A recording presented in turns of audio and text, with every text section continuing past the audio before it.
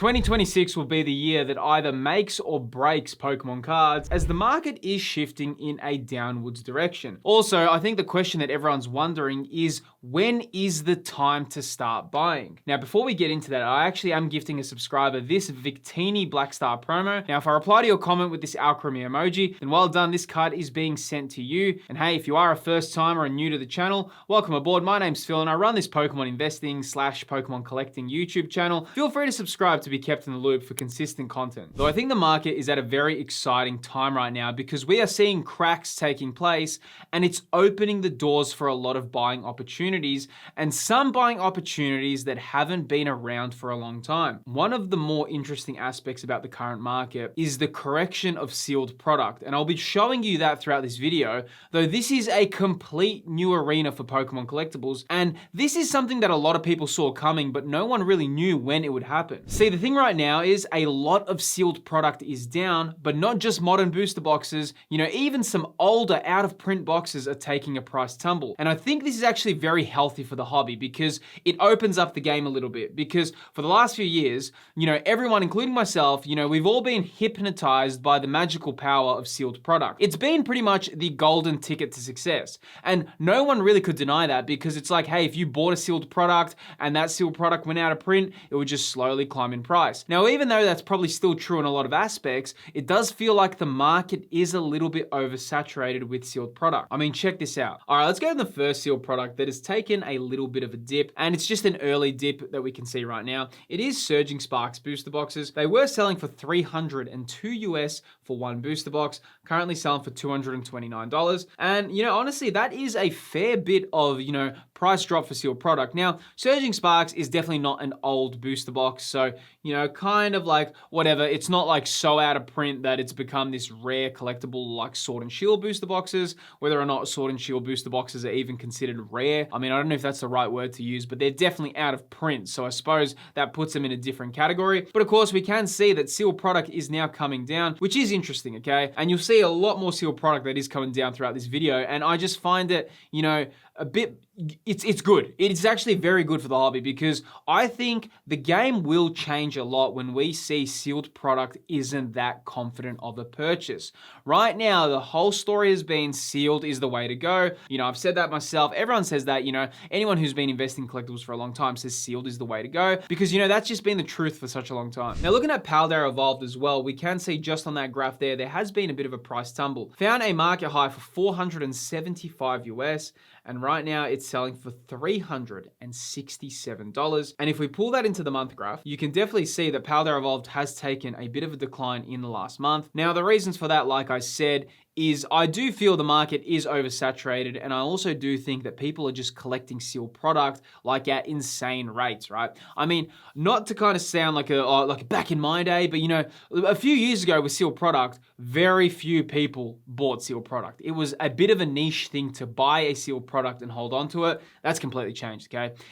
People buy sealed product now. Like, it's not a thing of like, hey, I'm gonna buy a sealed product and keep it. No, literally everyone who collects right now, it is very likely that they also have a sealed collection that complements their trading cards as well. Now, while we're speaking about these Pokemon cards, tracking them is one of the most important aspects of collecting, and one of the best ways to do that is with the Collector app, who have kindly sponsored today's video. Now, Collector is an all-in-one collectible portfolio manager that tracks your collection's value and updates the pricing with real-time market updates. Collector has also just introduced an awesome trade analyzer feature, which every collector should be using at card shows who love doing trades. Now, to access the trade analyzer, if you do head to the portfolio section, you'll see the trade analyzer. All you need to do is upload what you have for offer, and then also add in what you'll be receiving, and you'll see if it's a close match or not. This is an incredibly useful tool at card shows, and this is also an example why Collector are currently leading the market. Collector are currently the leaders of tracking your collection, and if you want to try it out, you can find all the details to download the app within the video's description. A big thanks to Collector for supporting the channel. Now let's jump back into it. Now, looking at the Magikarp, which is also from Paldea Evolved, the top chase card, $402 US, around October this year. Now it's currently selling for $300, and we can see it's kind of found a pause in the market at $300. That to me makes a lot of sense. You know, the fact that it's dropped a little bit. I think for an illustration rare, that to me is a little bit overpriced still at $300. I thought at $400 it was ridiculous. I think that there hasn't been enough time to get those price points. One of the big things with this card and the reason why it gets such high price points in PSA 10 is the difficulty to get this in a PSA 10. Like there's so many other things happening in the world right now. When you're looking at Pokemon cards, you know, you don't want to just look at Pokemon cards while they're dipping in price. You got to remember that a lot of people who are paying these prices for Pokemon cards also probably, you know, some people don't really have budgets, they save for it or they get themselves in debt to buy these cards. But you know, a lot of people that are investing in collectibles, you know, don't think that they're not financially savvy, right? That they enjoy these collectibles. It's a fun part what they do, and they also are willing to pay high prices for collectibles to own them. And these people also have a good overview of what's currently happening, you know, on a world scale. During like what's currently happening, you know, it's not just Pokemon cards that are kind of struggling like in markets. A lot of markets right now in the world are kind of struggling. So, you know, I would definitely be expecting Pokemon cards to continue to drop with currently, you know, what's happening around the world. Now, going on to older booster boxes, this is the key part of what I wanted to speak about, especially in this video, because, you know, I've got Chilling Reign right here. Chilling Reign released in 2021. We are nearly in 2026. I mean, this set is about to be 5 years old. When we're looking at Paldea Evolved was already selling for like 400 and something. Check Chilling Reign out. Had a market high of 577 US, which is, you know, definitely an expensive booster box. But right now, look at that drop, selling for $509. This is new territory for an out-of-print booster box. That's actually quite a sharp decline for an out-of-print booster box. Now, what I mean by that, if we pull this into the year graph, just look on how sealed product behaves. You can see it goes slow, then it climbs, then it kind of pauses, then it climbs again, and then it pauses, and then it climbs, but now we're seeing a dip. Now, that's just one of the examples of older sealed product, but this is the thing. Sealed product has always just had this kind of area where it's slowly, like it stays stagnant, then it has a big kind of price increase, then it stays stagnant, then it has another price increase, stays stagnant, and the cycle just keeps continuing. And that's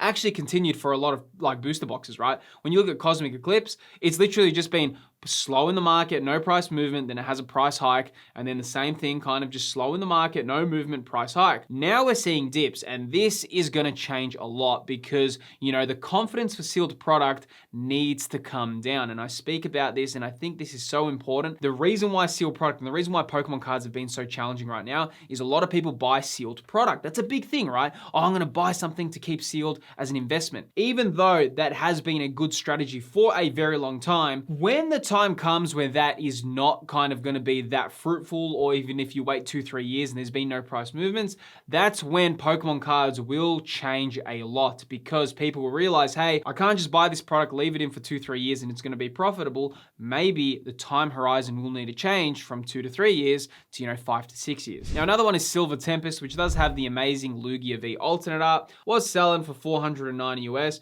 Currently dropped down to around $438. Now, these aren't massive price drops, but they are, you know, telling of the times, because, you know, if you just look, like sealed product just always like has that thing. Like I said, it pauses, then it climbs. So I think that this can really reshift collectibles in a big way. I think the Scarlet and Violet, especially now, like I said, so many people are just collecting sealed product.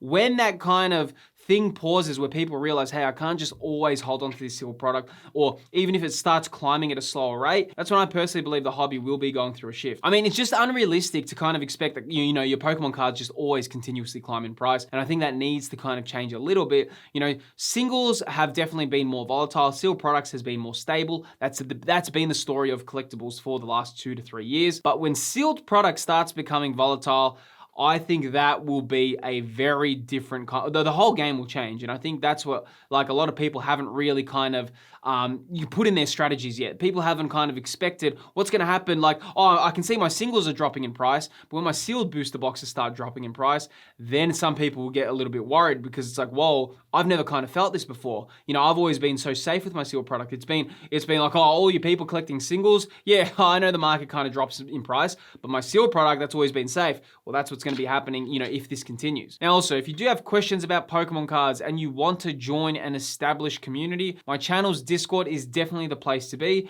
We have over 10,000 members and a huge growing community. The server invite is in the video's description. Same thing with Paldean Fates Elite Trainer boxes, you know, selling for $300, right now selling for $230 US. So, you know, even Paldean Fates is going through a bit of a drop, which is interesting because the Bubble Mew has also taken a very sharp decline just recently. So, you know, a lot of this is coming into play. And like I said earlier in the video, there's just so many other worldly things happening. And of course, Pokemon cards, you know, I kind of say it a lot that they don't have much utility and they're a big hobby for people. Now, when things are hobbies, they're great, they're enjoyable. But, you know, if things actually start going bad with job losses and stuff, man, Pokemon cards are the first thing people let go of. Is right now the time to buy? Well, you know, will there be buying opportunities to come around? Is now the time to buy some of these? Who knows, because I think that there's still so much room for drops. So even though I'm seeing a little bit of dips, I think it's still very early to be like, oh, I'm gonna just jump into them, because like some of them have dropped like $40 or $50. Whether or not that's enough to be like, oh wow, it's a massive discount, I'm not sure at this point. I kind of feel like we still have to see what happens within the next 6 months, because, you know, there will be a lot of people that potentially also leave the hobby as well. And of course, one that I actually find interesting is Journey Together, because I personally have felt Journey Together has been a bit of an underrated set, but it's still coming down in price. It did climb in the last 3 months. It was selling for around 230, went all the way up to around 264, and right now it's selling for $247. That one, a Journey Together, the enhanced booster box, to me that's actually interesting to see it coming down in price. And the main reason for that is because I thought it was a little bit underrated, but you see kind of everything, and especially with modern seal product, everything is kind of getting caught in a little bit of a dip. Some are dipping more than others. You know, Chilling Rain's definitely taken a bit of a price tumble, but you know, this is kind of interesting seeing seal product come down in a time where seal product has always been like the golden kind of opportunity for a lot of people. I think a lot of things are going to be happening. I think 2026 will be the year where seal product doesn't just become that golden ticket to success, but of course, you know, things are just kind of moving very rapidly at the moment with the market. But you know, 2026 is definitely the year that I think everyone's looking out for what's going to happen in the hobby, and I think some changes are coming around right now. But the question that comes up in the current climate is, even though, you know, prices are dipping, how do you still purchase Pokemon cards in a cost-effective way? Well, I actually explain that process in this video right here.